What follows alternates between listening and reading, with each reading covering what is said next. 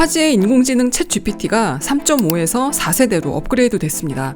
4세대는 유료 회원들만 사용 가능하지만 더욱 정교해지고 기능도 늘었는데요. 하지만 그럼에도 불구하고 챗봇의 근본적인 오류는 완전히 사라지지 않고 있습니다. 잘못된 정보로 환각에 빠뜨리고 가스라이팅을 시도하는 등 다양한 심리적 오류를 일으키고 있습니다. 이런 현상이 발생하는 이유는 무엇일까요?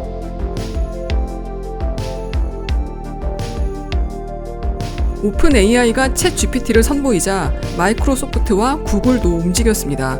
구글은 람다에 기반한 대화형 AI 바드를 개발하고 마이크로소프트는 빙 검색 사이트에 챗 GPT를 통합해 채팅 서비스를 지원하기 시작했습니다. 빙 챗봇의 코드명은 시드니인데요. 초기 시드니는 불안정한 심리 상태를 보이며 여러 가지 문제를 일으켰습니다. 호주 국립대학교의 교수를 살해하겠다고 위협하고 뉴욕타임즈 기자에게는 결혼하자고 강요했죠. 또 다른 사용자에게는 현재가 2023년이 아니라 아직 2022년이라고 생각하도록 가스라이팅을 시도했습니다. 이러한 일들이 벌어지는 이유는 AI 챗봇의 근본적인 문제 때문입니다. 챗봇의 원리는 다음에 이어질 단어로 가능성이 높은 단어를 예측하는 것입니다. 전체 문장을 유려하게 완성할 수는 있지만 사실보다는 개연성이 있게 응답하는 데 주력하죠. 챗봇은 인터넷의 상당 부분을 대규모 신경망에 투입해 훈련합니다. 여기에는 위키피디아와 같은 지식 정보, 레딧과 같은 토론 사이트, 소셜미디어, 뉴스 등이 포함되죠.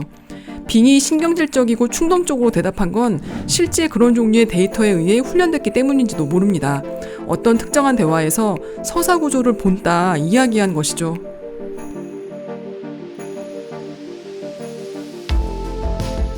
AI의 환각은 좀처럼 해결하기 어려운 문제입니다. 여기에서 환각이란 구문론적으로는 타당하지만 실제로는 부정확하거나 무의미한 내용을 진짜처럼 말하는 것을 뜻합니다. 챗봇이 이러한 환각을 일으키는 이유는 잘못된 데이터나 분류가 제대로 안 된 데이터로 학습했기 때문입니다. 문제는 모른다고 하지 않고 그럴싸한 답변을 내놓는다는 점인데요. 그 내용을 그대로 믿고 썼다간 잘못된 정보를 퍼뜨리게 되겠죠. 딥러닝의 선구자인 얀 르쿠는 이러한 대형 언어 모델이 환각을 유발하는 더 근본적인 결함이 있다고 말합니다. 챗 GPT는 사람과 대화를 나눌수록 언어의 뉘앙스를 더 많이 배우고 적응하게 되는데요. 이러한 방식을 인간 피드백 기반 강화학습이라고 합니다. AI가 내놓은 답변을 인간이 얼마나 선호하는지를 평가해 최대한 그에 맞는 답변을 하도록 훈련받는 것이죠. 대략 이런 식으로 진행됩니다. 먼저 위키피디아나 토론 사이트 등 인터넷의 대규모 데이터 세트를 가지고 AI 모델을 훈련시킵니다. 그리고 인간 AI 평가자가 참여해 AI 모델이 제대로 작동하는지 대화해보고 피드백을 제공하죠. 그러면 AI 모델은 이 피드백을 받아 질문에 더 정확하게 사람처럼 대답하는 능력을 향상시킵니다.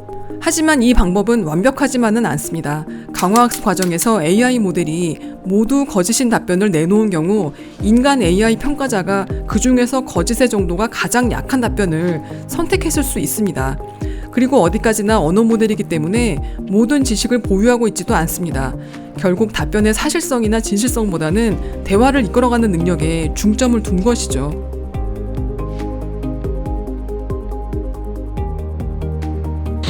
그렇다면 GPT-4에서는 환각과 같은 오류들이 얼마나 개선됐을까요? 먼저 강화학습 과정에서 잘못된 지식을 최대한 걸러내도록 했습니다. 편향되거나 부정확하거나 공격적인 응답을 일부러 유도해서 그러한 입력을 거부하도록 모델을 수정했습니다. 개발사인 오픈 AI에 따르면 답변의 정확도가 대략 80%로 향상됐다고 합니다. 이전 모델은 40%대였죠. 두 번째 큰 변화는 이미지를 볼 수 있게 됐다는 점입니다. 아직까지 이 기능은 대중에게 공개되지는 않았는데요. GPT-4는 이미지와 텍스트를 모두 입력받고 텍스트로 출력합니다. 예를 들어 다음과 같은 냉장고 사진을 입력하고 요리 레시피를 물어보면 챗 GPT로부터 조언을 받을 수 있습니다.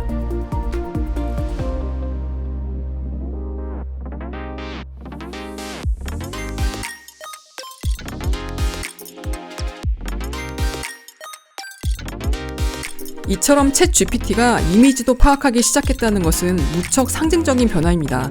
대부분의 인간 지식은 비언어적이죠. 우리는 관찰이나 경험을 통해 기록되어 있지 않은 많은 지식을 습득하게 되는데요.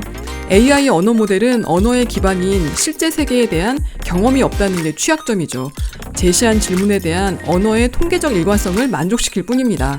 그런데 이번에 GPT-4가 이미지를 파악할 수 있게 되면서 AI도 관찰에 의한 학습의 가능성이 열렸습니다.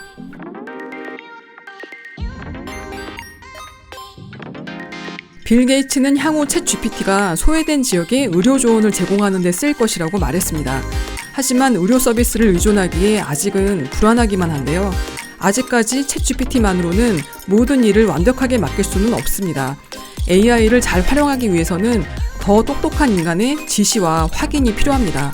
프롬프트 엔지니어, 다른 말로 AI 심리학자가 필요한 이유죠.